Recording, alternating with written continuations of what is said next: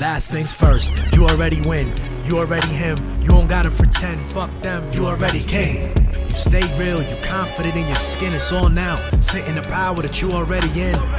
This the story of a master from a true Bedouin, far away from home than few ever been. First round pick, league of the smooth gentleman, the game rigged like 50 said it's a cruel sentiment. I'm from the era when lyrics and bars is over everything, 5-star veteran. You couldn't walk in my fucking shoes or carry them. Excuse my borderline is very thin. Been married to the game like ever since maybe 2010. I realized most of y'all not serious. Point blank period. I flex and twist necks like cherry stems. Thought he was buried, but there he is, a new narrative. I keep winning. They not used to what you bringing, kid. I keep winning. Don't even know what they looking at. I keep winning. One lane and stay in that shit. What up? Welcome. The Hillbilly season. It is September 23rd. This is episode 83. We've got a special guest. We've got someone that I've wanted to get on for a minute. So we finally got a date. And here he is. He's a YouTuber, podcaster, writer, philosopher, a number of things. Host of the Varn vlog. It's Derick Varn. Let me get the applause going. Can you hear the applause, yeah? No. You can't? Okay, so I have this applause track thing, and it's good to know the guests can't hear it. You know what I mean? But you were just applauded, and I want you to know that. Lots of people. Thanks. What's the deal, man?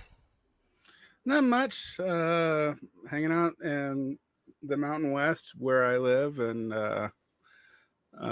Utah? yeah, in good old Utah. Okay. Yeah. On the brown side of Salt Lake. So. Okay. I've never been that far out. Actually, I skipped over it. I went to LA once, but yeah, that's as far West Coast. I don't have much experience, bro. LA is my idea of hell.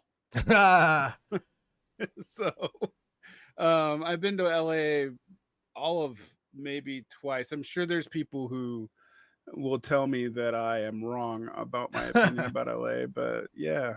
I'd been there. Yeah, we were there for maybe 2 days. So I'd say in 2 days it was pretty cool. It was interesting. It reminded me of my video game, Grand Theft Auto. If you ever play that, I was like, this looks exactly like the fucking game. I'm excited for that. But no, I grew up in New York, and I'm here in Baltimore, and loving the East Coast. And we are here to talk about a number of things, man.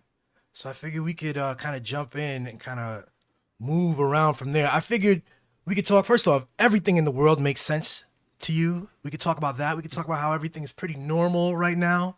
There's nothing really absurd happening in the world, nothing grotesque happening. Has that been your experience in the last year? On one hand, I'm hesitant to lay into the narrative that we're at a particularly bad time, even though I do think we are. But I also think that tends to distract from the fact that if you live in the United States, basically the period of good times is between 1948 to 1962, and that's pretty much it. That's the mythology. Yeah, I mean most American mythology, sans of course people of color, Right. is based off of a very brief period in American history, which is basically the world in which the baby boomers were born in, where the modern state and social infrastructure of the United States was really built, which is between the end of World War II and 1962 to 67. And that's a heavily mythologized period for a variety of reasons, even in terms of people of color, because that's, the obvious parts of the Civil Rights Act, Right. The Civil Rights Movement, SNCC, the beginnings of the New Left, the end of the Civil Rights Movement. It's also when the United States is objectively the richest country in the world in a way that's hard to fathom. The destruction of World War II actually destroyed a huge amount of the material wealth of Asia and Europe. So the United States, partly from taking it, but more because it was destroyed in war, had 48% of all the world's wealth within its national borders. And that is the standard that people think is a normal developed society. So on one hand, yeah, America's fucked up right now. But on another hand, if you've stayed outside of the United States, the U.S. is particular. People will say shit like, "Oh, it's becoming a third world country." No, it isn't. And that's actually because the Americans are not particularly resilient. And I don't say that as a cultural judgment. They haven't needed to be. Yeah. I mean, we don't know what years and years of this kind of slow grind is going to lead people to become. Yeah. For a long while, it's likely to be ugly. See Europe going through a similar transition in the beginning of the 20th century. There's no clear emerging counter hegemon. There's a couple of stronger regional powers. Some, like China, are very strong, but they're still predominantly regional powers. China is reaching out in development in Africa. It's doing developmental work in Latin America, although it's more hampered by having to deal with the U.S. directly. The U.S. is not actually and has not seemed to be that interested in being a counterforce in Africa, other than just making sure that AFRICOM is funded. For those of you who don't know what that is, that's the military base. But they haven't been trying to like get a competitive edge in on African markets or anything like that. They just haven't tried. China's been making those moves. Yeah, China's been making those moves, and the French have been making those moves because that's the predominance of the French colonial system, and the French haven't really totally let that go. After all, how many former colonies still owe France money from the colonial period, which is kind of absurd. So some of that's being finally dropped and taken care of, but Western interest in Africa are predominantly French more than American. So the cooperation slash competition in Africa, market wise, is pulling people out of the Euro-French orbit and into the Chinese orbit, with the United States just sort of like having a big military force there, but not really like trying to do anything particular economically, except occasionally throw charity development at it. There's I'm sort of familiar with Africa and sort of the geopolitical play right now. I'm particularly familiar with Western Sahara, which is an underspoken conflict in North Africa, with Morocco currently occupying it. It has a lot of parallels with Palestine, actually, and there's so much weird stuff there. But I actually wanted to talk domestically with you. I wanted to talk about domestic stuff, and particularly this thing we call like digital leftism.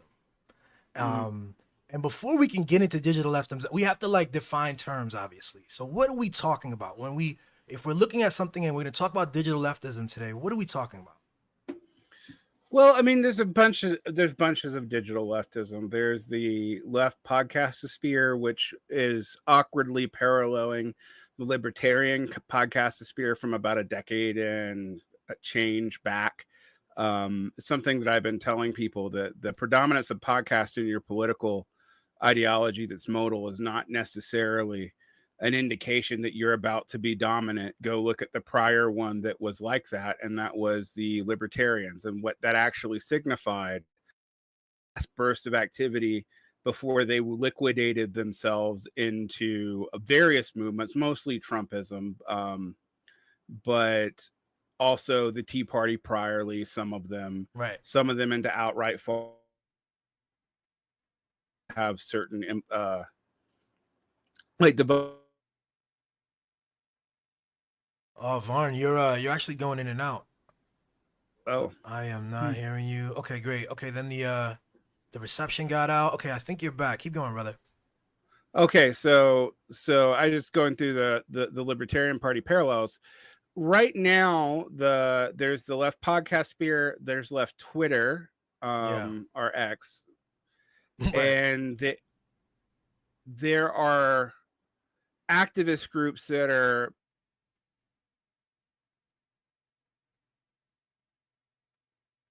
doing those two things to Oh man. significantly. Varn, we having significant reception issues, bruh. Up. I can't hear you. People in the chat, are people in the chat seeing or hearing this as well? Feels like your mic went out and okay. I think you're probably back. All right. We'll try to soldier on, brother, until it gets a little too weird. Then we'll figure something else out. No, it's actually interesting. I'm not having any reception issues on my end. Really? So, Okay. yeah, this is let's see what's going on here. So, what did you hear? Just the libertarians and the that the left wing is following. We're 10 years behind the libertarians who, manifested and then kind of split off into Trumpism and all kinds of other shit. Yeah, so to turn it back to the left, we can talk about three kinds of digital leftisms.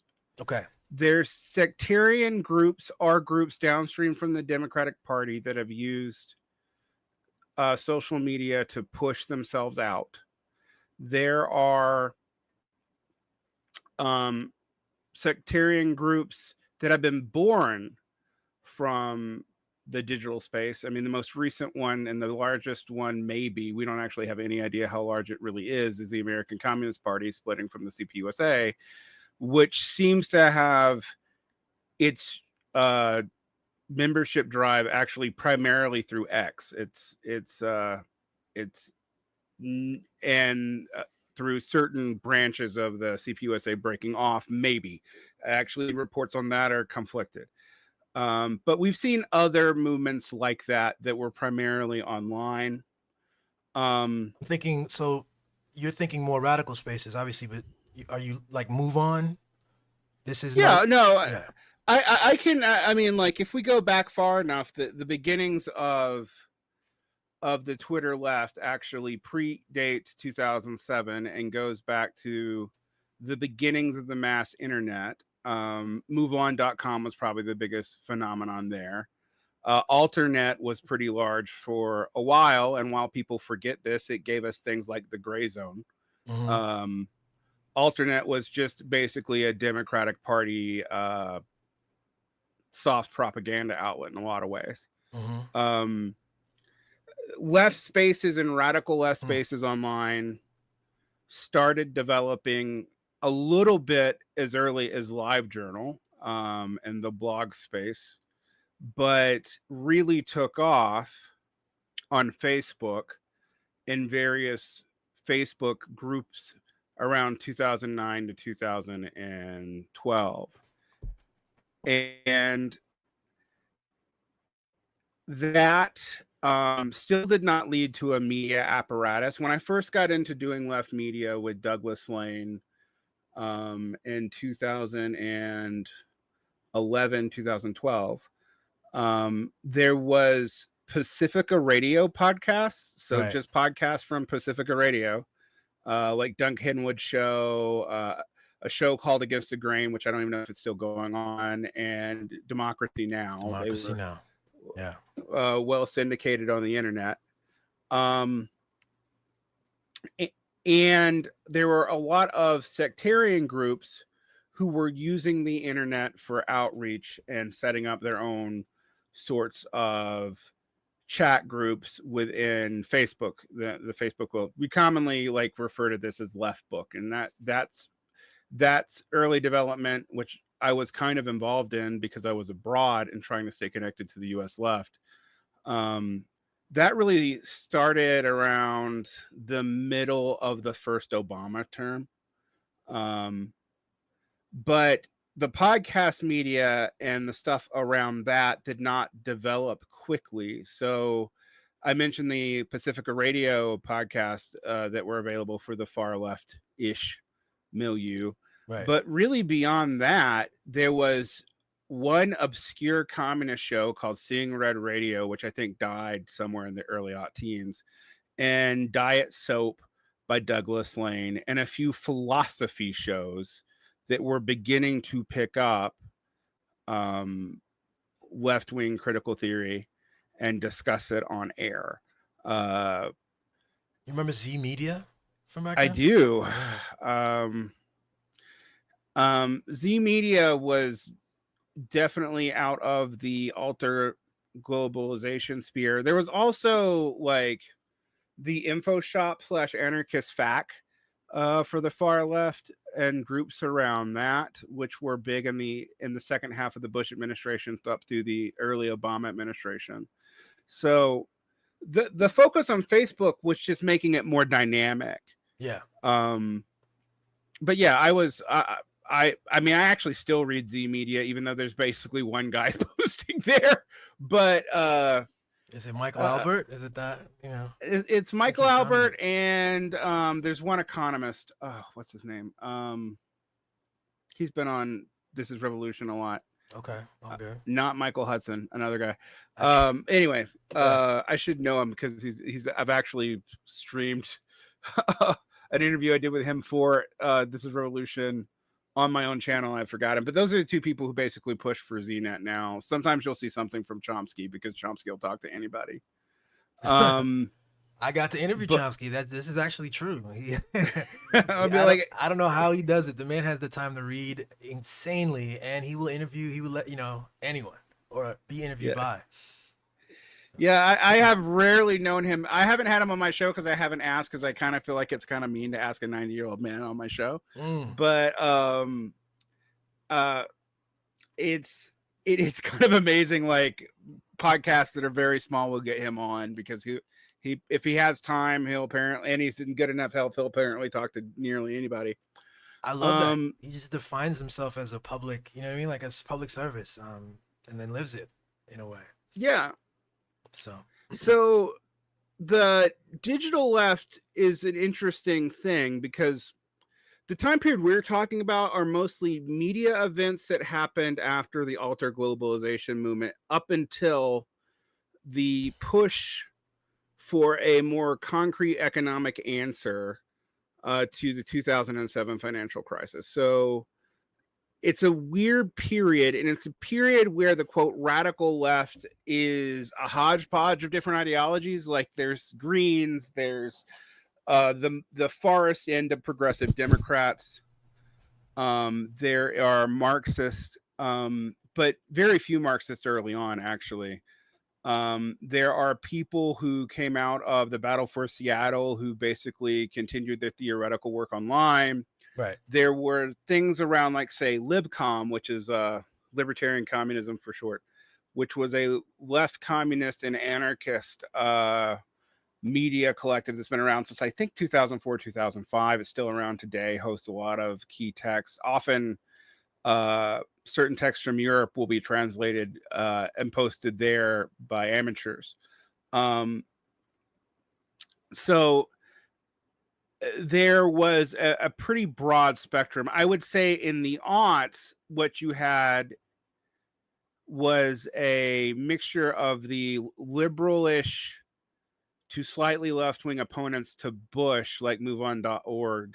Yeah. And anarchists, with some sectarian Marxist groups hanging around, mostly of the Trotskyist variety, either from the Tony Cliff tradition around the ISO or from the Ted Grant tradition from the IMT/RCP/RCA in America. That there's none of those. I don't know those acronyms. FY. Yeah. So the International Marxist Tendency, the Revolutionary Communist Party, which is not helpful because there's literally like 7 groups that have called themselves that of different ideologies. And I think it's the Revolutionary Communist Association.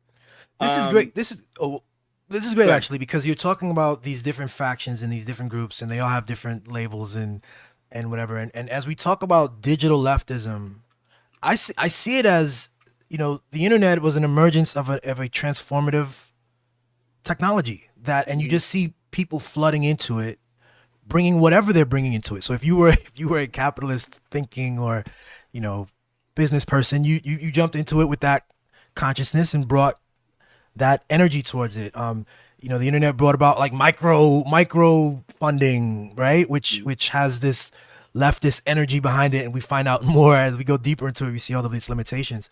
So, and then social media, the same thing. It's kind of like we get to post our media, and then it has like an internal distribution system in it, So there's all these benefits, and and we're communicating way better than the previous generation. But obviously there's limitations to these things. Don't translate into political power, right? Not at all. I mean, one thing you have to remember about the outreach of some, and this is not even dealing with the fact that like YouTube and Twitter have bots, so you can't really trust the numbers. Yep. Both paid bots and unpaid bots. I mean, like even like my since I deleted my Twitter account and then came back 6 months later, I have noticed about every 10th follower is not a person. It's just a name. Yeah. You go there, there's no post. There might be some porn ad or something else there, but that's it. Nice. There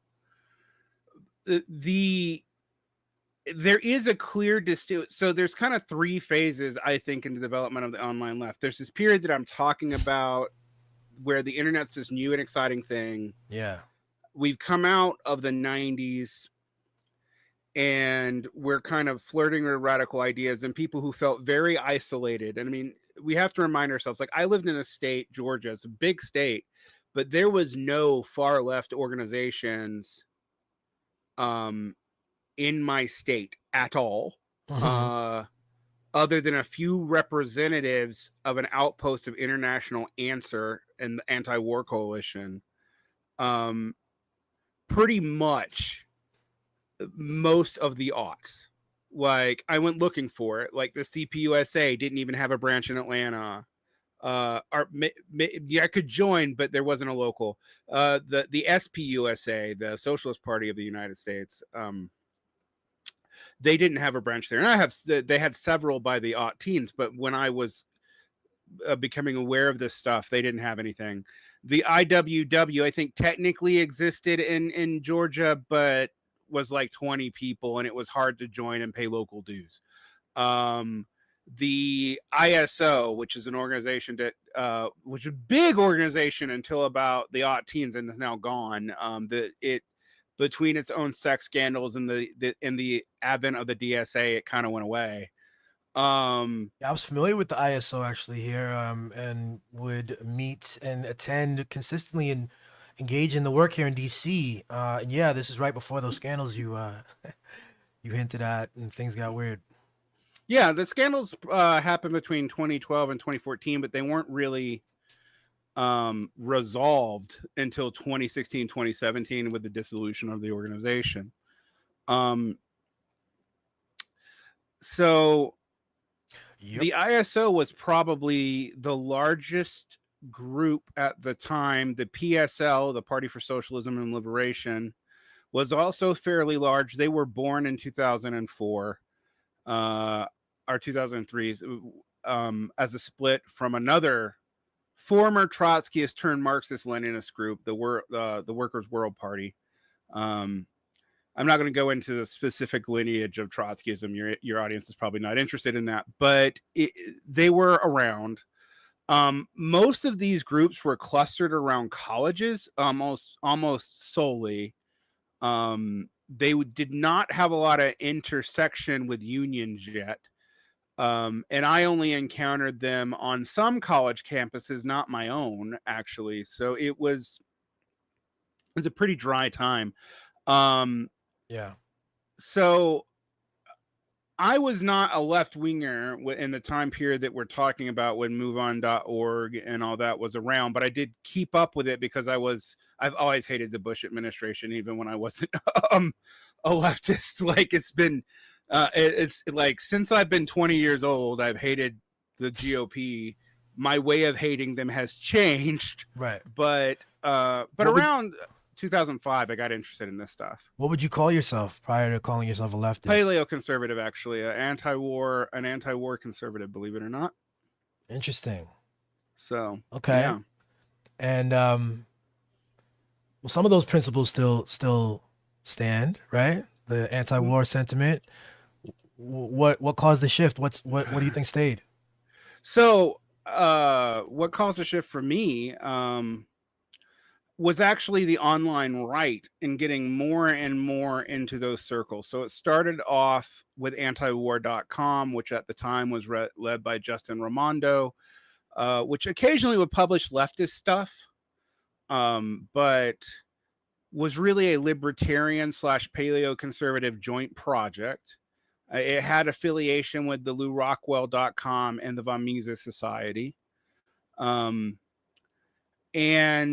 I had been seduced by Pat Buchanan's rhetoric in the 2000s about a republic, not an empire. And I didn't catch the racial implications of it till I was about 23, 24.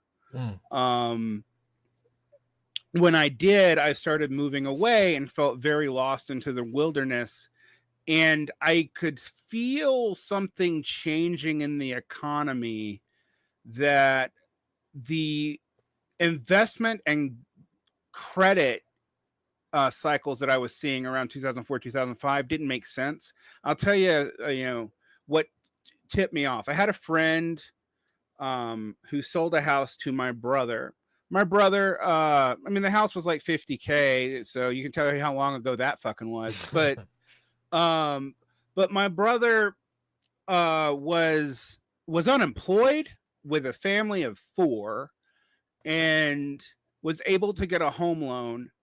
And I remember going, that doesn't make sense. Not that he shouldn't have, stable housing. That wasn't my problem. I was just like, the economics of that don't make sense in a capitalist society. Right. What the hell is going on? And so I started investing. I was investing at the time too, actually, because I was working at an insurance company. But I started investigating, like the bubble patterns in the economy, starting with the .com bubble, but also Enron and energy bubble, and what was looking like a credit bubble around housing. So you were in The Big Short. Yeah, kind of. Except that I was working for an insurance company and an investment firm. But yeah, and I realized that the narratives I was getting from both Keynesians, neoclassicals, and Austrian economists, because I've had some education in economics. I didn't major in it or minor in it. My minors became a second degree in anthropology and philosophy, but I was interested in economics as kind of a subset of the humanities that was often treated as a science, even though it kind of wasn't. And I saw nobody other than Nouriel Roubini, who is kind of the Dr. Doom of Keynesian economists, predict that there was going to be a crisis in 2007 off the housing bubble. And Marxists at the time were. So I started reading Marxist economic theory, and between hitting this racial component of the paleo-conservative right that I wasn't really aware of and not comfortable with, come from a multiracial background, multiracial family.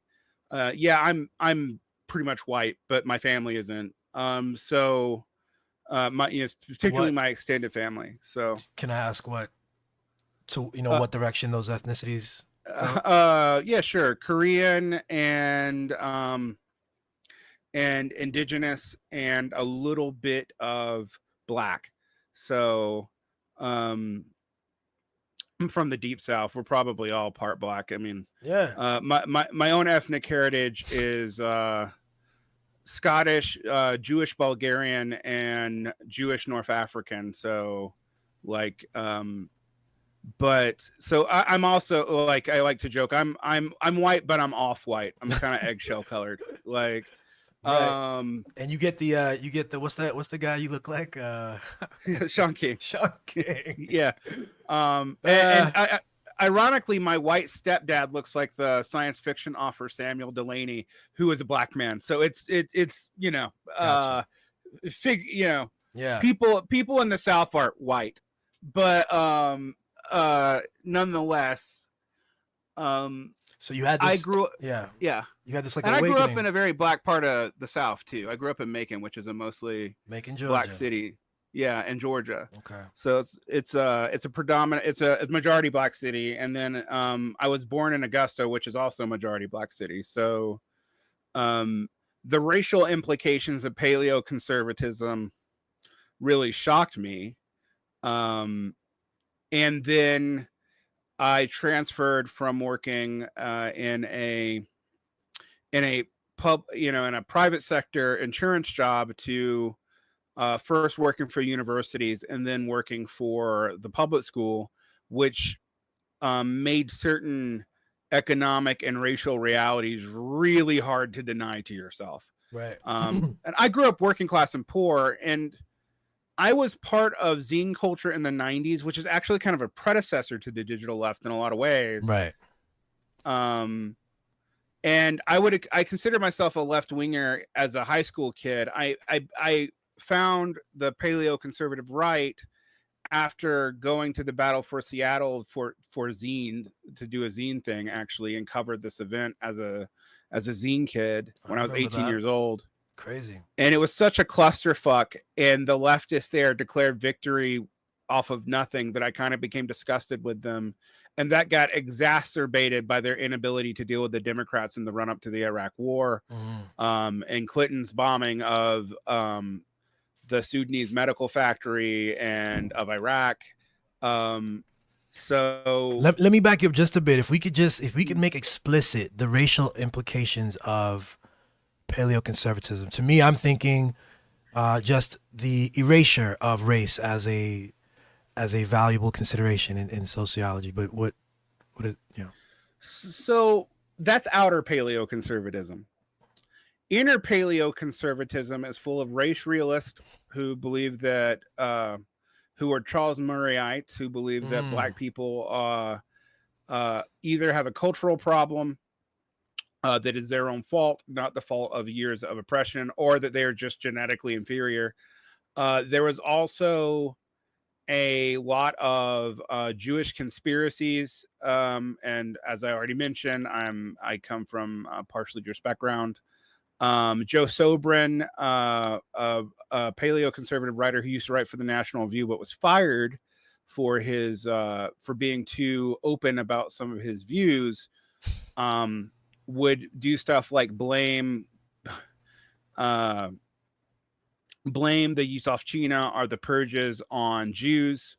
He would talk about communism as a Jewish plot, and the big, you could say that, oh, that's just one guy, but the two big things that I can tell you that happened next was Richard Spencer was the arts editor for the American Conservative magazine. And he left to join the American Policy Institute, API. API sounds innocuous, but it's a white nationalist organization with a normal name, so you don't notice it. Based out of my hometown, actually, Augusta, Georgia.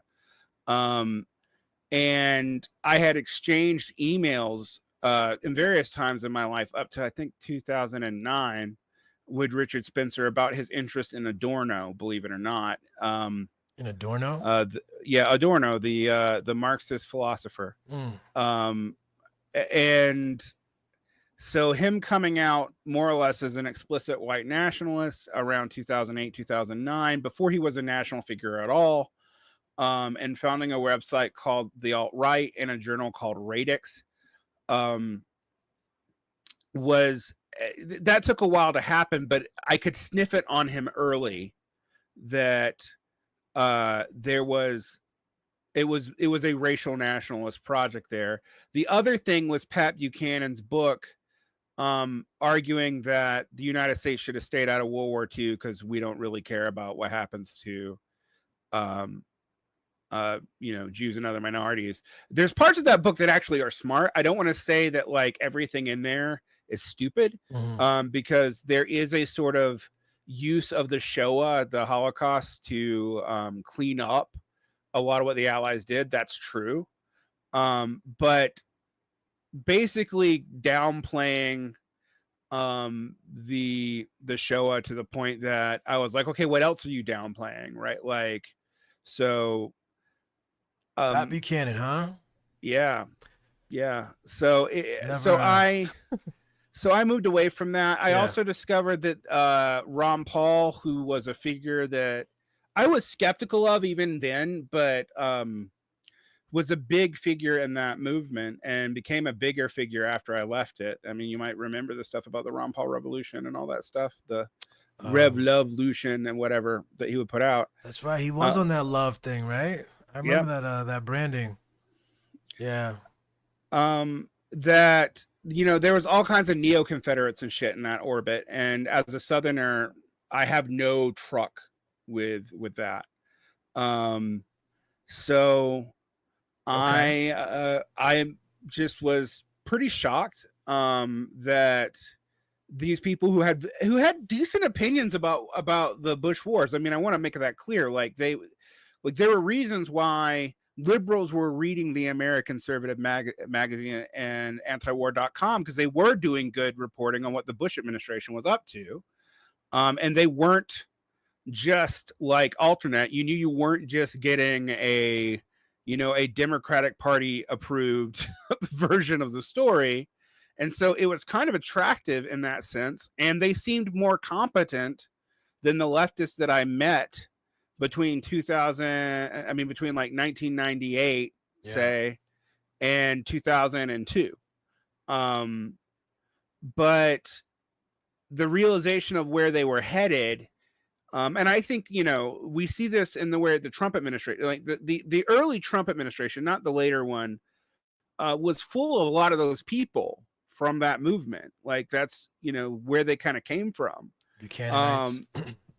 Buchananites. Yeah. They were like people around that sector of the right, like American Conservative Magazine, as opposed to the National Review and stuff like that. And they did a lot of their stuff online. They actually were doing the online politics stuff well before the left was. Like they were on it. I mean, you could like see the von Mises Institute really getting out there and getting materials out there for cheap, or free, as early as 2005. They were in podcasts earlier than most of the left was. I mentioned the libertarians, but they were also doing electronic outreach with churches and stuff. Yeah. And because of my involvement in the anti-war movement, I was never totally disconnected from the left. I was just the weird conservative guy that was kind of, helping them out, but also like oppose them on other things. And I didn't trust the libertarians because even as a conservative, I didn't really trust big business. That was like a kind intuitive of intuitive sense. Yeah. Of that. Okay. Yeah, you just can't trust those rich fuckers. It's basically like my attitude about it. Yeah. But I will say one of the things that made it attractive was that it was more supportive of people. Like if you were on the left, it was a fucking circular firing squad all the time. It was constant. I mean, there's scandals we've forgotten about, like is World Churchill, the anarchist indigenous rights activist, actually Native American? Probably not. And like which version of racism are we supporting? Is it power plus privilege or structural system? I mean, like it was just constant fights, but they were really contained actually at that time to activist zines, sectarian groups who are usually adjacent to universities anyway, and the university. They didn't bleed out into larger culture hardly at all. And that's something that is different post the digital left, because the digital left, when people talk today, for example, the left progressives are the most educated white portion of the American electorate, according to Pew polls. That's true, by the way. I mean, it as far as the way Pew defines it. Yeah. But you will encounter people who've never gone to university who know the lingo of leftist cultural rhetoric, right? Yes. And that starts from this time period that we're talking about in the beginning of the podcast, but it really blows up in the WordPress blogosphere around the late aughts. And that even leads to like early Zero books out of the UK when it was still, when its publisher was still Mark Fisher and Tariq Goddard. They would go troll the blogs. And I mean that troll as in like pull from, to find new writers for the far left and for far left academics. Because you had also a glut of humanities academics, particularly from Europe, actually, more than the United States, who were not properly employed yet and were biding their time, you know, between their adjunct gigs, writing blogs. And then, so that's the lead up to the period where this all explodes on into the podcast scene. Although, like I said, what year are we thinking here? Give me a year here. So the explosion onto Facebook is between 2009 to 2013. Okay. See, I'm thinking this period is like the Google ads period.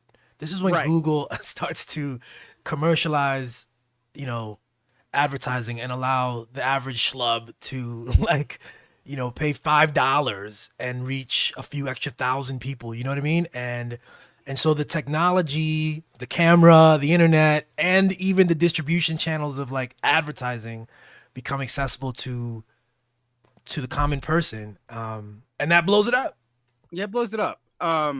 Ironically, it also later on leads to the situation we're into today, but I'll get to that. So Google Ads starts, and it's really cheap to get targeted ads. And so this starts to grow. We also see better and better podcast indexing. So there's easier ways to get podcasts out there. So the you know, part of the reason why the libertarians dominated the podcast space for so long was that they were more up on early tech stuff. They were a bigger part of Silicon Valley. But you start seeing a catch up when things like Podomatic and Libsyn start making podcast indexing a lot easier to do. Right. And they start interfacing with, you know, what was in Apple Music, its podcast section, what would now be Apple Podcasts, to get that stuff out there easier. And so at first, though, it was still dominated by these Pacifica Radio kinds of things. Then Occupy happens, right? And what happens around Occupy is interesting. There's two things that happen simultaneously that we don't often talk about. So you're right to point out Google Ads is part of this. And at first it's a progressive force, but then Facebook ads happens. And at very first, that's a progressive force too. But to force people to buy Facebook ads, what Facebook starts to do is if you share your blog to your Facebook page and you have 3,000 followers or whatever, our friends back then, Facebook starts deprioritizing the blogs. So there's a height of left-wing blogging between 2006 and like 2012. It actually dies like that, right? And it is the change in the Facebook algorithm that kills it. I used to run a literary blog, and around that time period, we just quit getting traffic from Facebook. And so two things happen. That leads to everyone moving to Twitter. People wonder why people move to Twitter, right? Because Facebook is so much larger. It was always larger. You had these character things, right?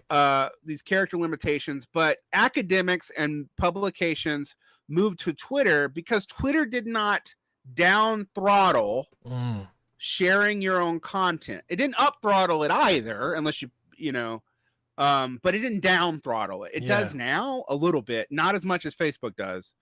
But that pretty much killed within a year the left-wing blogosphere.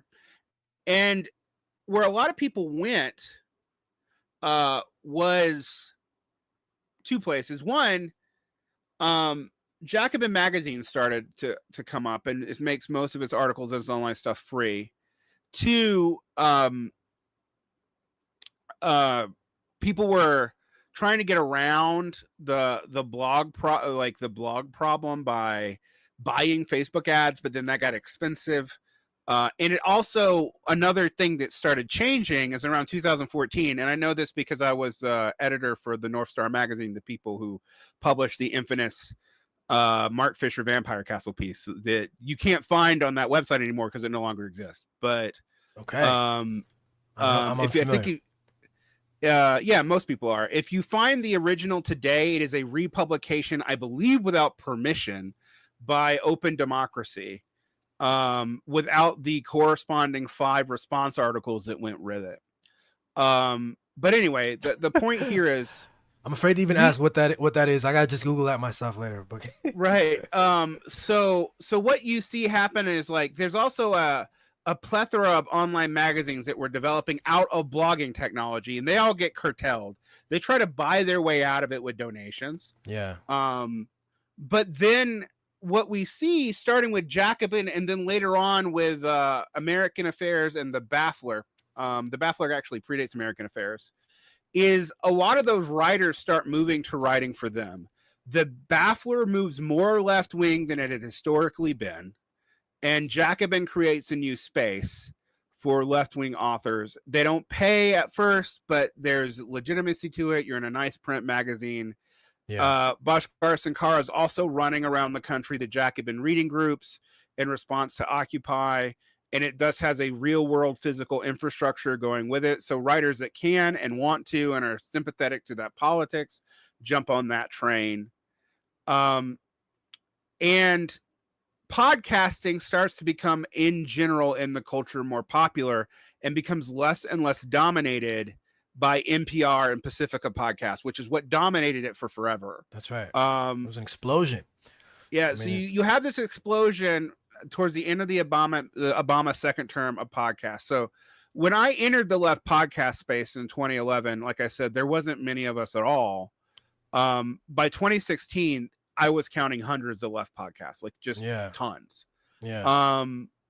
So see, and this is like to the thing with the digital leftism, right? Because you actually painted a very interesting and complex web of like a historical narrative about different, political organizations that splintered off in different ways, and journalistic and sort of thinkers groups that then the technology shifted. And so as things splinter out and technology becomes simpler for everyone, this leads to where we are now. And we talked about this word narcissism to apply to the way, let's say, like the TikTok environment, which has, by all extents, like it's a vibrant political energy going on top of a lot of weird nonsense, right? There's like political stuff going on.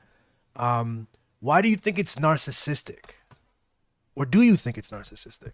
I didn't think it started off narcissistic. And I think there's a complex intersection there of how it got there. So I'm going to tell you what I think starts it is Chapo Trap House becomes the most successful podcast monetization project ever. So you have a left-wingish podcast that also gets, they get written up in the Times. This is like unheard of. They're oppositional to the Democrats, but not totally oppositional. They're clearly not sectarians. So it becomes a way for you to explode out. And I can tell you, as a person who did literary media and then did political media, that political media got more eyes. Like, even if I did the same thing in the literary space as I did in the in the political space, if I did it in the political space, more people watched it. Okay. All right. Furthermore, these other venues of online leftism get more and more complicated. People start souring on Facebook for a variety of reasons, some of which were complaint. I mean, we have to go back and think about this. Some of this complaints about misinformation. Some of this was the complex way in which social media was used in the Trump campaign, which I don't know why people were shocked by, because it was also part of the Obama campaign as early as the 2008. So, but nonetheless, we saw this kind of souring on social media. Some of the back end stuff that I was talking about was getting worse. So, these groups and stuff became more and more suppressed. Right. By 2019, Facebook becomes very hard to use for political speech at all. Like, it is very easy to get caught up in algorithms for being too antagonistic or whatever. And so people more and more moved on to Twitter. And Instagram, surprisingly. And Instagram. When that first came out, I remember thinking, what? This is a social media and it's just pictures? Are you kidding me? Like, I thought this was going to be like, this was the end of society. Like, it was just, people taking loads of selfies and unloading it onto the world. But then the selfies turned into memes and motivational quotes and political observations and slideshows. And I was like, wow, there's a little space for that there, but go ahead. Yeah. So the other thing that happened is Facebook in this time period introduces pages.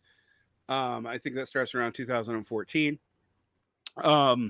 So you first have these people trying to get around all these, blog, amping down, and the fact that we also start seeing Google ads exist, but around this time Google ads start like giving you paid for play placement in the in their algorithm. So what happens is that people start seeing political podcasting as a way to make an identity and even potentially earn money. Yep. This had been common on the right for a long time. I mean, going back almost to AM radio. Right. But on the left, it had not really worked. Right. Like, if you remember the debacle of Air America Radio and its online presence in the aughts, I think you're old enough to have a glimpse of that. I remember them. I don't remember how it all went to shit, but yeah, when you say that the right, this is the key thing, right? Because I know that there's a critique we can have of the left in our digital spaces, right? But so I think today one of the most interesting and successful right-wing online projects is like the Daily Wire, is the Ben Shapiro guys, right? Who they started off just with their conservative rantings against against sort of contemporary gender discourse. And they've massaged that into a whole content creation machine now where they're making movies. They just released their third feature-length movie. They've partnered up with like comedians, like right-wing comedians that are actually well-known. What's that dude? Like Saturday Night Live level former comedians. And they're pushing their creative stuff. And it's like the height of narcissism. PragerU is another example like of this. Dennis Prager, it's like it's a vanity project that identifies as a university, and yeah, the question is, what does the left have? And I'm actually interested in the problem with TikTok. To me, is this short form thing that everything's like 15 seconds, But I'm really interested in the idea of dispersing the power so broadly that each of us, but then it comes a question of identity for each person to be interested in truth and be interested in like genuine sharing rather than like sharing for the purpose of, getting a sponsorship or something, that there's some element of that is inherently beneficial for the left. Yeah. That's my theory. Well, so there's a bunch of things that the reason why I talk about the culture of narcissism, which is actually an old phrase that comes from Christopher Lasch, And he was critiquing at first the end of Fordism and its encouragement of people seeing themselves as manifested in their institutions as an extension of themselves. And I could get real psychoanalytically technical here, and I'm not going to, but then that shifts, and the beginnings of neoliberalism, which Christopher Lasch was writing about, actually after the Culture of Narcissism book. It's in a book called The Minimal Self, about people identifying themselves as almost the entirety of their political spectrum and confusing their lifestyle needs with politics itself. And he talked about this as a confusion of what was originally meant by the phrase the personal is political, which he was always critical of, but he actually does point out that it had a major shift in meaning from the late 60s when it emerges to the late 70s, 80s, the beginnings of neoliberalism, and people start what he considers progressives are doing progressive self-flattery. They are not that integrated into the blue-collar middle class, and in fact, they're often calling the blue-collar middle class reactionaries. MSNBC crowd. Yeah, but way before that, right? Like we're talking about like before even CNN was around. But and he says that what that leads to is the abandonment of any kind of like collective identity. He has from this period forward, he has a very ambivalent view of the left as a whole, because he was generally sympathetic to Marxists, but he thinks that Marxists actually don't listen to the working class enough, et cetera, et cetera, et cetera. And he gets picked up after his death of cancer in 1992 by the right. But so he's actually like subsumed, even though he never thought of himself as not some kind of left winger. In fact, by the end of his life, he considers himself a kind of left populist. He does talk about breaking with the left in 1988, but then writes a book where he basically recants it. But he's very frustrated with these projects of upper middle class people that are essentially what we would now call today virtue signaling for themselves. Like, this is not really rooted in social organization. Now, we also have to remind ourselves he dies the same year the Soviet Union falls, and then the left, in response to that, is in free fall. The Walter Mondale, Jimmy Carter Democrats are gone. You are the Atari Democrats, which is something that Gary Hart's kind of starts in his ascension to senator in the late 70s. Who Democrats? The Atari Democrats. They become the DNC. Okay. So we think about them as a DNC, but they called themselves the Atari Democrats, like Democrats that are pro-market. Gary Hart's kind of their unofficial leader. He blows up on the presidential campaign trail in 88 in the primaries. He has a scandal, kind of takes him out. But his ideological successor is Bill Clinton. So third way. Right. So by the time Lasch is dead, the left is in total fragmentation. They're not represented even in their moderate form in the Democratic Party, really, in any meaningful sense. The Democratic Party is trying to triangulate in response to the movement conservatism of Rush Limbaugh in the 80s and 90s that emerged out of the Reagan coalition. They don't really give a shit about the left at all. And so they're not responding to that left at all. They're responding to movement conservatives and trying to like triangulate against them and move to the right sometimes and move to the left other times. Right. Now we have to ask ourselves then, what does that history have to do with where we're at, 20 years later?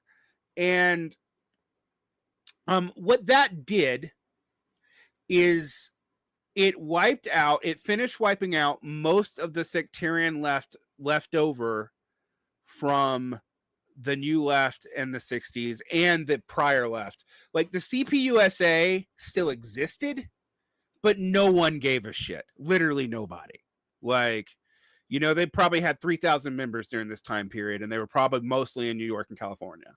Mhm. And the labor movements in dramatic and rapid decline. You know, the biggest drop in union membership is between probably 88 and 98.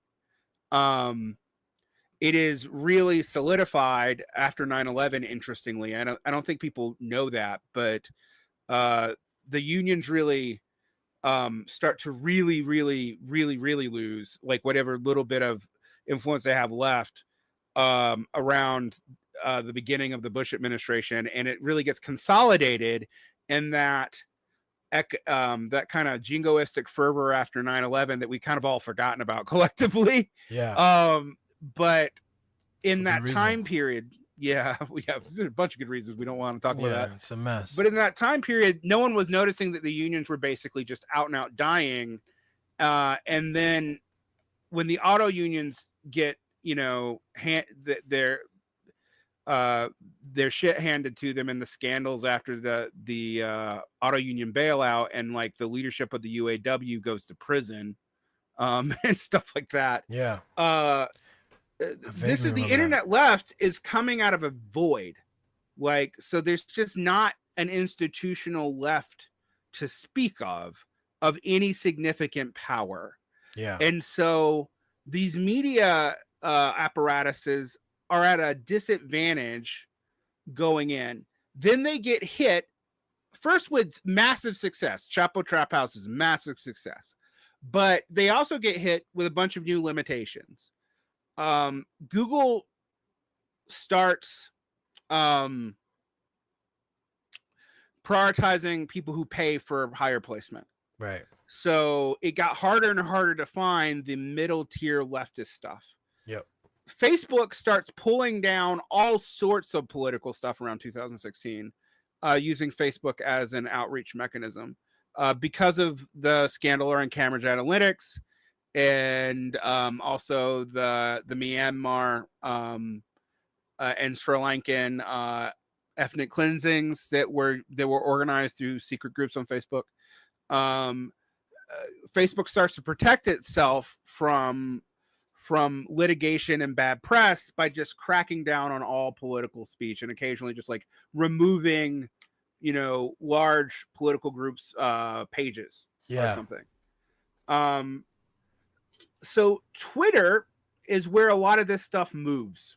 Even before Musk, Twitter always had a interesting relationship with politicization, because while we think about Twitter as a kind of left wing or even like left liberal space around the Trump administration, we have to remember that before the bad press, that like the alt-right had successfully used Twitter better than they'd even successfully used Facebook.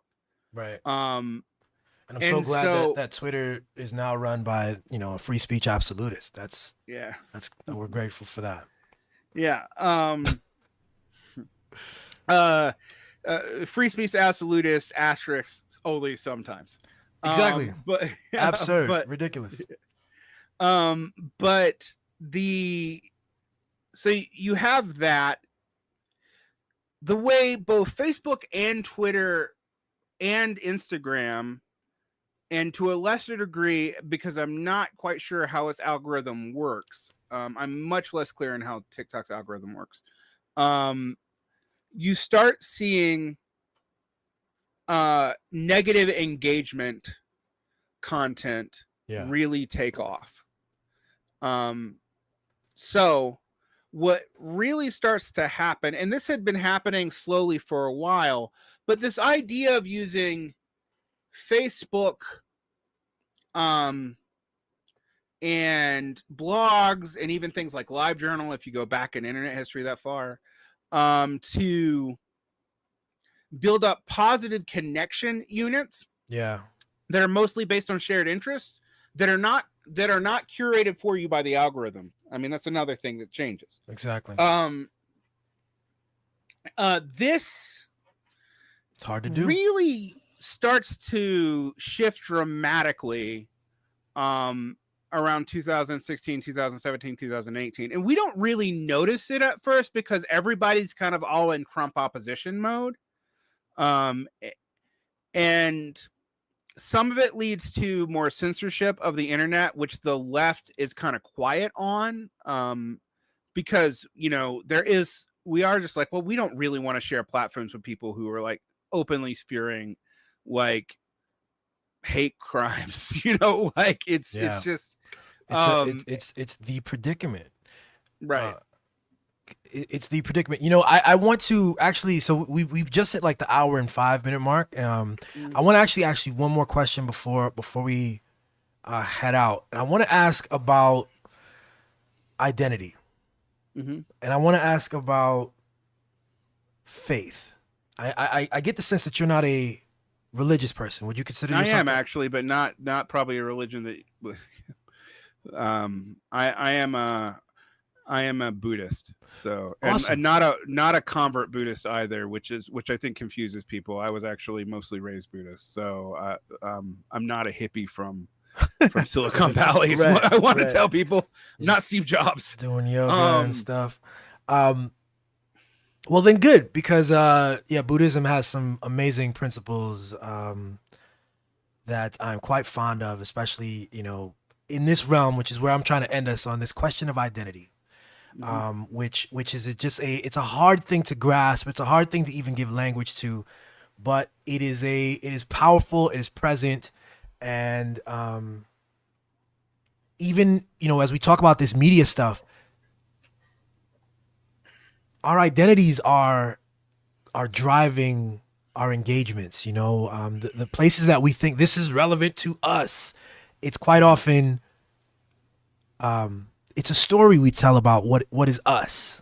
You know, I try to tell the story that it's all one thing, and that we're all connected, which is why the personal is political, which is why it's very important to engage politically and not to pretend as though we live in this separate condition where we can sort of discard,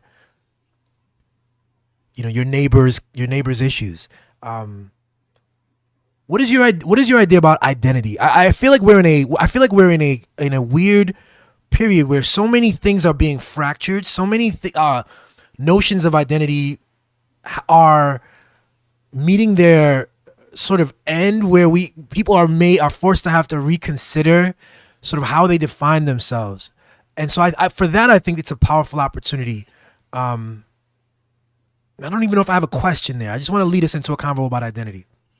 Well, I can tie up all three strands very quickly and kind of get into this. So you asked about narcissism, you're asking about identity. And what I see as happening is the social identities that most people have, and I don't just mean race and gender, which is what people focus on. I also mean region, I mean all of it, immediate community, I mean religion, etc. Start to really break down, actually probably in hyper-atomization in response to the internet. And I think TikTok and Instagram are actually interesting for this because on one hand, you are presenting yourself as a mask of authenticity, right? That's the whole thing. You expose all parts of your life now.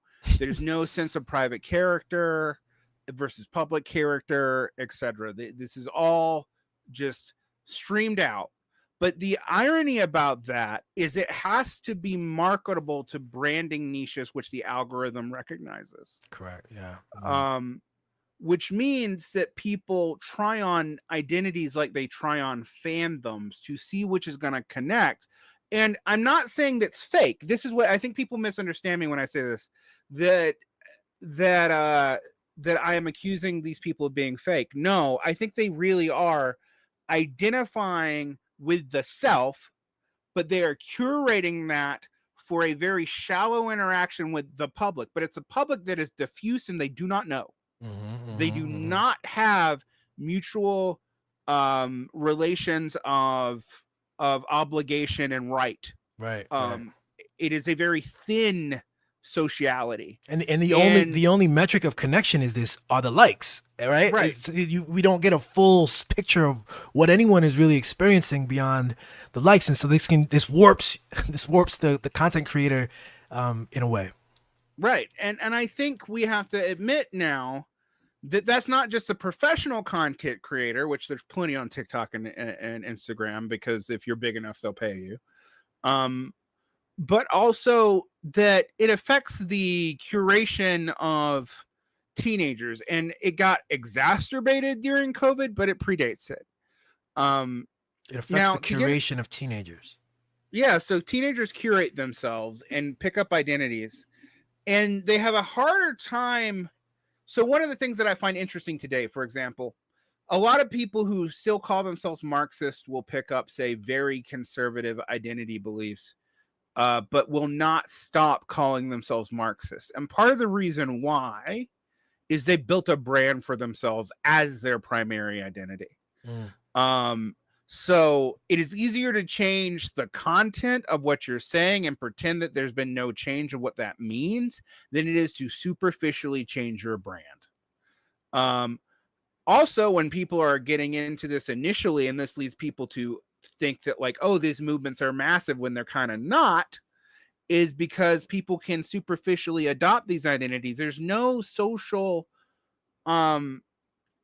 engagement for a lot of these people, particularly if they're not in a major city where these organizations are and they can go in physically. Right. So people can literally, I don't know, delete their entire account and reboot who they are. Yeah. And I a lot of times when I say this, people think I'm making a moral judgment on young people. And my point is, no, we have created this world through the design of these media apparatuses. That's my point also in how these things have changed. Like, blogging's back now because Substack, because it's commercial, doesn't get downplayed the way blogs that were often not commercial did.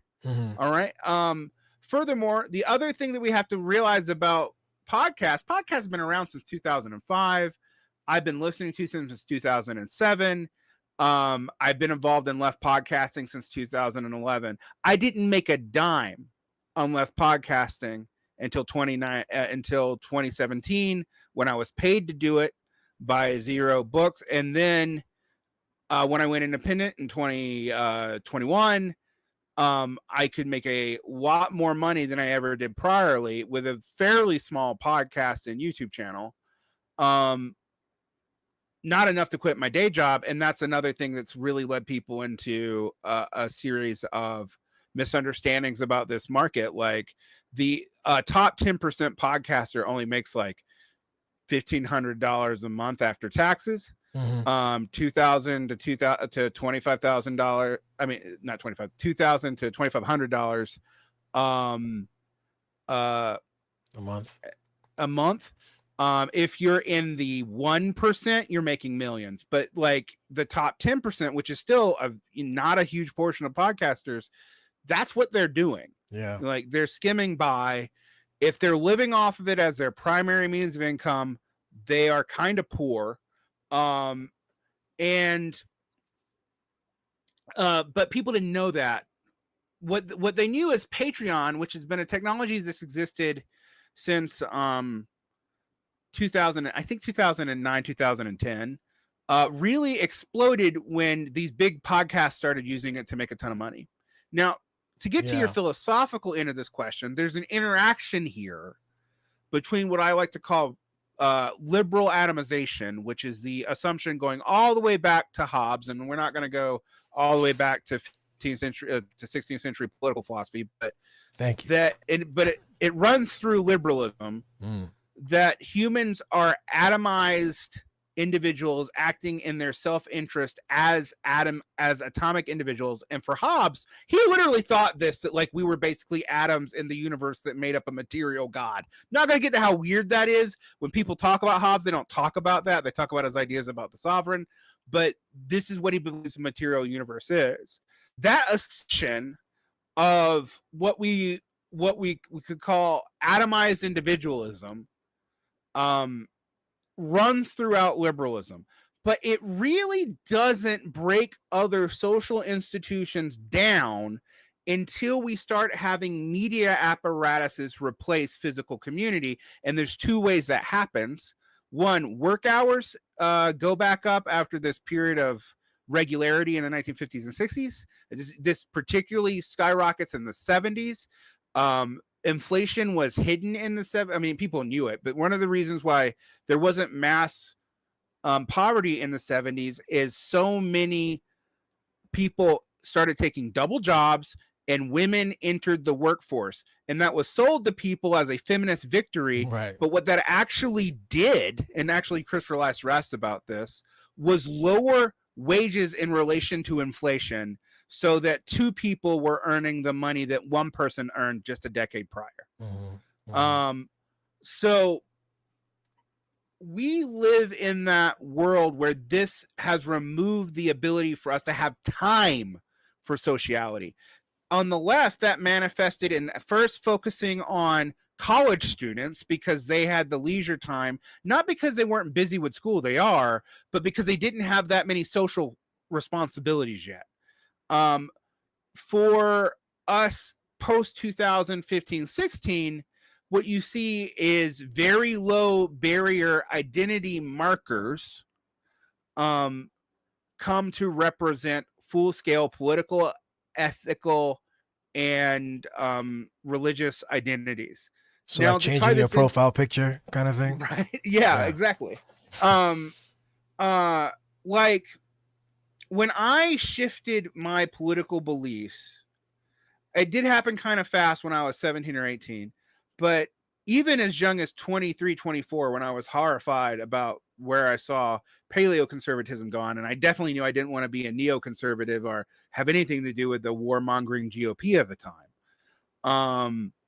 And I didn't really like the Democrats either. I thought they were liars. So I went through a long transition of about 4 years to figure out where I was and who the fuck I was.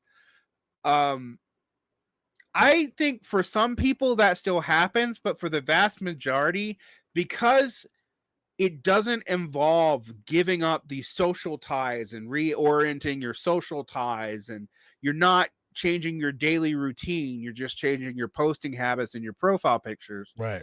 That the struggle that you go to when you have these kind of, let's say, political conversion moments is really minimal. Yeah. Like it probably barely even reaches into your actual daily life. Now on identity. Identity is super important to people. People tend to identify two ways. They identify positively and negatively. Negatively is easy to manipulate, but it's also easy to produce. And that is, we are organized against an other. We'll just define some other arbitrarily. Yep. And we are unified, not because we actually share any community, but because we oppose this other group. We oppose X. And as community ties break down, we saw this in Europe in the early 20th century when these old institutions break down, and the newer institutions are also breaking down, like unions are hitting a wall, even kind of early on and up to World War II. You start seeing ideological negative identity, negative partnership really being defining of what people are. Right. So when things are bad, negative identity or identifying against something is the easiest way to gin up some kind of false notion of identity. Yep. You add that to this idea now that there's nothing else really rooting you or girding you in general society. You probably don't go to church. Even if you're religious, you probably don't go to church. Like, how many of these trad casts actually get the fuck up in the morning and go to church? Right. Like almost none. Like, like. Wait, did you say trad caps? Yeah, trad Catholics. Oh, okay. Are like evangelicism, which was growing and growing and growing and growing and growing until 2007, has basically collapsed very quickly. This has not led actually to like more rationality. I'll give you an interesting fact. People under 40 are only 50% likely to identify with any religious group. But belief in religious miracles is a consistent 61% in the population. And now, for the first time that I have, since we've been keeping these records, it doesn't matter your education level. That's standard. So you got to define miracle. Right. We don't know what, but what does it fucking mean? Because we don't have a common religious language to talk about. I mean, even in my religion, which is a religion that really in America grew up in a very specific way, first around Asian immigrants and then and refugee communities, and then through the post New Left part of the hippies, where they start getting spiritual when their politics fail, and so many of them converted into Buddhism or Hinduism or whatever. And for me, for example, my father was one of those people. He was raised in the South, and he was not highly educated. So, but he got into Buddhism while probably doing drugs in the 70s.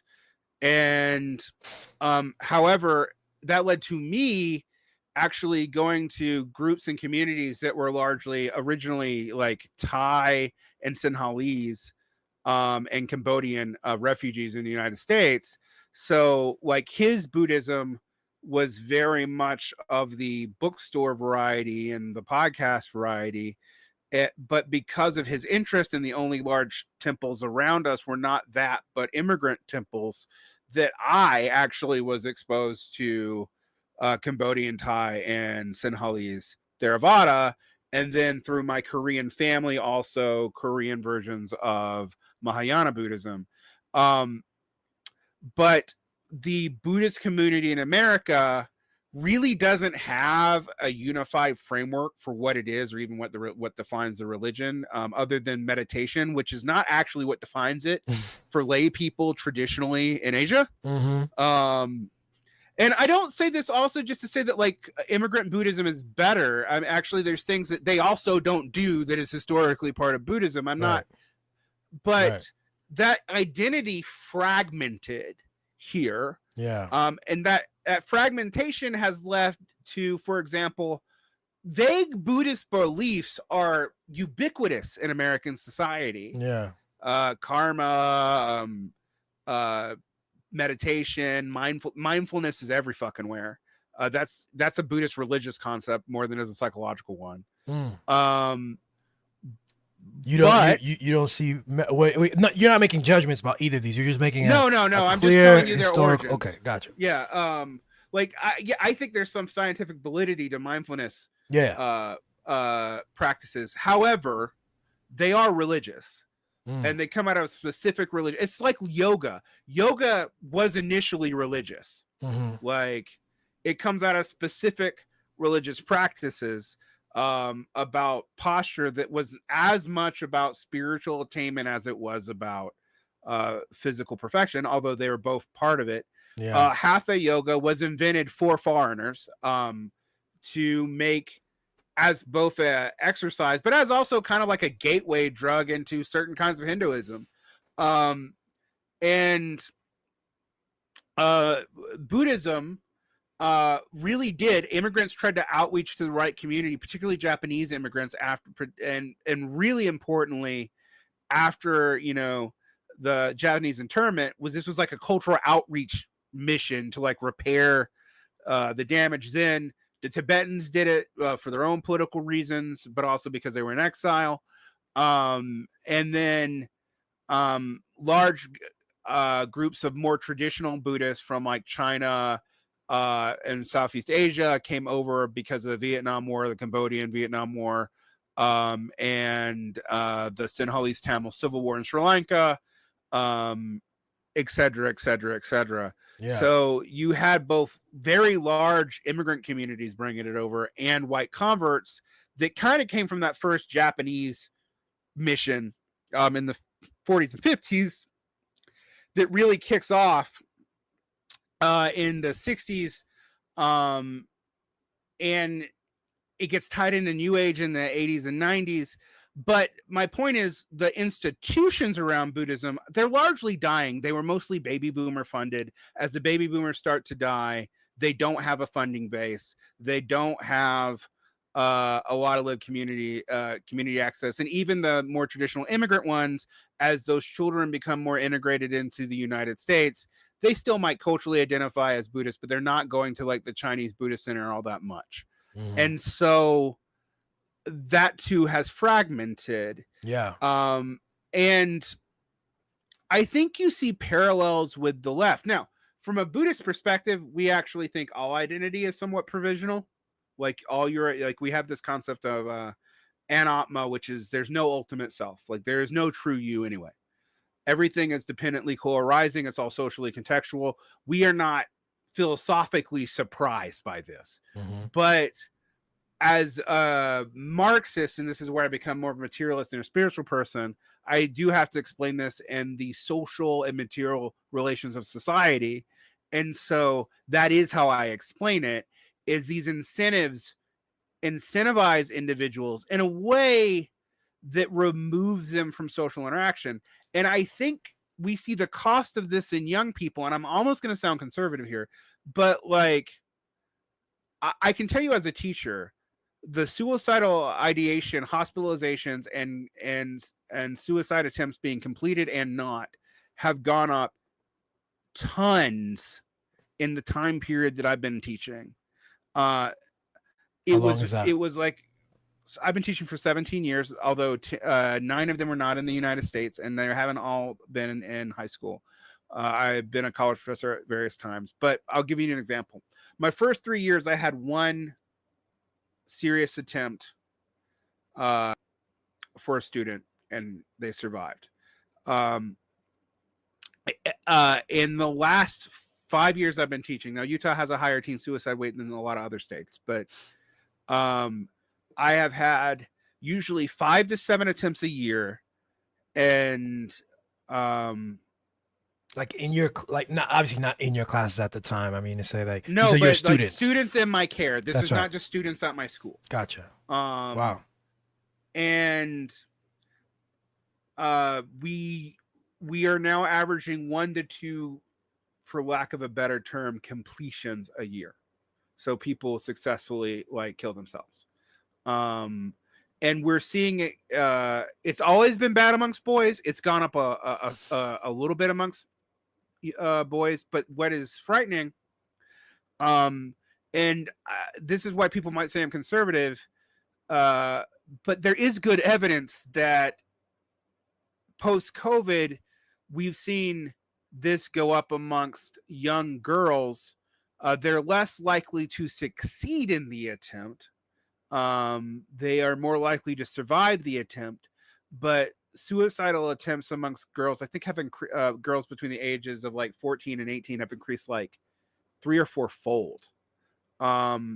So the cost of this superficiality of identity that social media throws on people is profound. It's the scale of it that's different. Like misinformation, we've always had misinformation. You ever watch the fucking History Channel? We had misinformation before. Misinformation, yeah, right, absolutely. Like way before social media made that a big talking point. That's right. Anorexia, bulimia, we remember this as a social contagion in the 90s, right? Yeah, that's still the true today. It spreads. But if we ask ourselves a question like, what makes social media so unique? And to turn it to you, I look at this, to use a Marxist phrase, dialectically. All the good things that we see from social media also come with it with amplifying bad things. They're not unique. I want people to understand this. When people like Jonathan Haidt will go on and say, oh, well, this is all because of the algorithm. The algorithm does exacerbate this. I actually agree with him on that. Yeah. But every trend already existed in general society. Social media just accelerated it. And then when they the more and more they explicitly commodified social media and fed things into niches and wanted to keep you engaged by negative reaction. Yes. The worse it all got. Absolutely. And that affected that affects our identities. That affects the digital left and why it feels so toxic today. The left has always been a social circular flying squad and has social problems, but Yeah. I have not seen it be so vicious in my lifetime. And the other times I think about it when it's been this vicious is when leftists are literally killing each other. So we're not doing that. No, we're not doing that. I think I think what you said about height, that critique is absolutely right. I think a lot of times we have this error where we look at when people say this is the craziest time ever. It's like there's no way that you could seriously look at history, globally or in this country alone, and come to the conclusion that this is the craziest time ever. This is a crazy time. A lot of our assumptions and norms are being broken open. There's a whole bunch of new. We're on the precipice of all kinds of new things that make everything scary, frankly. But it's not so uniquely absurd. Like, people have had to live and organize and figure out themselves in other more absurd places. And this is what I think is unique, though. Like you said, is that I can talk directly to you. I can this question of my identity and the fact that I can sort of very loosely put on different identities and maybe this creates anxieties for me. I also get to see if I am honest, if I am genuine, if I'm looking for this, I can have the experience of the mirror of actually engaging with another genuine person and see someone in another geographic location who has the same condition and is able to speak to the same concerns that I have. And I think that that's a brilliant opportunity, but it's only available for those who are looking for that and who are, it has this spiritual component because you will find what you're looking for, essentially, the algorithm will feed you what you're looking for. And I think, that's probably a good place to end, man. If you have I'll give you final word on anything you want to plug, and then we'll wrap up. Yeah, you can find my show at Varn Blog on Patreon, or on YouTube, or on Buzzsprout, or on any podcast server that you want to pull it off of. I'm not on iHeartRadio because they're very hard to get on, but everything else I'm on. I'm writing for the first time in a long time. I'm an author of 2 books of poetry. Oh no. Hold on, people. We lost Varn for a second. Let's get him back. All right, you're back. Yeah, for some reason we're having connection problems today. I'm an author of 2 books of poetry. You can find one of them on Amazon if you want to. It's from Unlikely Books. It's not self-published, despite the fact it kind of looks like it. What's it called? It's called Apocalyptics. It's got a picture of Donald Trump on it that kind of pisses me off. It's actually about the Bush administration, but nonetheless. Why is there a picture of Donald Trump on your book if it's about the because they wanted to make it more marketable. It came out in 2018. Oh my God. So it's like I don't talk about that time period in politics at all, but it's a poetry book, so you don't expect a lot of stuff in there anyway. So you can find my stuff there. On my show on the YouTube channel, there is solos where I go into this stuff. You may have noticed that I tend to be exhaustive in the way I go into it. So if you want, somebody asked me to do, I do have an Instagram. I don't have a TikTok, but someone asked me to do like Instagram feeds, and I'm like, how can you observe? Even if I use the full minute, they'll give you like, what are you going to get from something I say in a minute? You're going to get like a part of a sentence. Like, so I'm building the case here. We need more time out here. Yeah, I will say the most discouraging thing I ever had is I had a student. I'm not gonna talk about who they were. But one of my best students said, "Oh, I found your stuff on YouTube, and I really wanted to enjoy it. It seemed very smart, but even your 15-minute videos are too long. Can you make anything in less than 30 seconds?" And I was like, "Wow, no." Jesus. Yeah, that's the right answer to that, yo. No is the right. I do think that it's important to again, I look at these guys on the right, the Ben Shapiro guys. They're paying attention. They're playing algorithms. They're familiar with the users. attention spans, and they're doing all these things. And so there's something about not being too intransigent and actually trying to play to something. But no, 30 seconds is an absolute no. There's nothing valuable you can get from that. And that's our challenge, right? On the left, we're actually pointing to something for real. Like, we're actually not just running our mouths trying to get famous, and so that's kind of a burden to a degree. Yeah, I would hope so. I mean, I would just tell people, if your plan is to be famous off of being an internet leftist, I think that ship has sailed for a while. So, do it for the right reasons, because if you do it for the wrong ones, you're not going to make any money anyway. Exactly. And it really comes out. I mean, that's the whole key about this thing. I mean, but this has a spiritual component to me. There's an energy. This is like, we have words that we can use, right? We've used words like left and right pretty loosely. We haven't defined these, but I think generally we know what you're talking about. But even there's an energy. If your goal is to be seen and to just make money or something, it will be present in the choices you make and in the content you create, especially over time. And you'll actually be undercutting yourself and providing no value at the end of the day. So yeah, I'm with you on that. My man, Varn, thanks a lot for this, bro. Thank you. Thank you for hosting me. Appreciate it. Have a good rest of the night, brother. You too. Peace. Peace.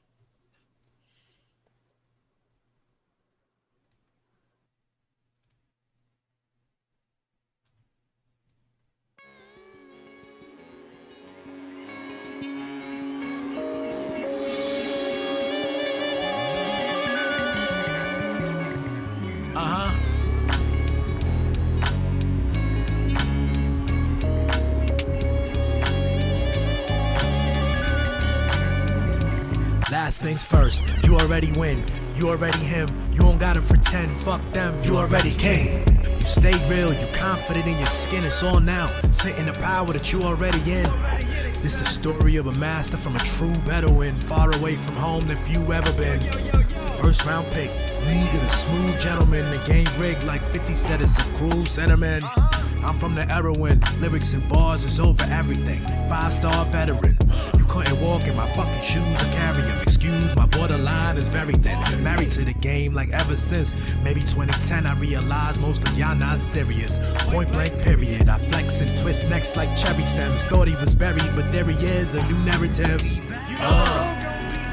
I keep winning. They not used to what you bringing, kid. I keep winning. They don't even know what they looking at. I keep winning. Man, yo, pick one lane and stay in that I shit. keep winning. You came up on that hood shit. I my keep nigga, you winning. know, nobody's seeing your vision for real. I keep man. winning. Even your friends don't fuck with you. I keep man. winning. Be ready for your turn. So though, here's your kid. one shot right now. Your heart pounding. Clear throat right when the crowd pipe down. It's kinda like time froze on ice now. Damn, stomach tight wound, flipped upside down. Try to speak, but the words and the thought took flight now. Sweaty, but can't pause or to wipe down. You pray for the day you flow with a hype crowd. Now they hanging on your every word and slight sound. Maybe these critics is wrong, maybe you twice as strong. What if every fear and doubt was gone? I'm up first, bright from dawn, like fuck it with yawn. I squeeze life, pythons bite when the mic's on. Peace, I might respawn. I hook left with the right arm, living in 5-star, ring the alarm. My full nature is still greater, I'm twice born. Inevitable, that's the fucking level I'm on. Talk to these people, man. Picture me lost, I'm differently raw. Been through the muck, most y'all instantly boss. Now I'm strictly the boss, drippy, hood hippie couture. Feeding these bitches till it's ripping they jaws. But y'all fans of the bullshit, me flicking it off. I damage your whole clique, these clowns really pissing me off. My verse is heat, and scripted is law. Like, bitch, you fucking know who you singing across, huh? Okay, you got their attention now, I bro. keep winning. You just gotta keep showing them what it is, I man. keep winning. Your shit different for real, though. I man. keep winning. Yo, stay away from the politics, I though, keep my winning. dude. They still not getting the message, kid. I keep winning. They still don't understand where you coming from. I keep winning. But make sure you secure the fucking ground. I keep winning. I see the growth. Yo, Keep going. I'm through playing it low key. Don't sleep. My power levels are OP. I'm floating. The mask It is off. what it is. Crew run deep, bigger than Sasquatch. We that large, the last gladiator. Blast off. It's either love or give me respect. That's all. Killing these niggas like, yeah, this what you asked for. Black Panther spit flames from Asgard. The whole squadron click transform. Fuck around, find out. Here's a crash course. We all time past now and fast forward. And we keep winning. Yo, that's crazy, man. Yo, bro.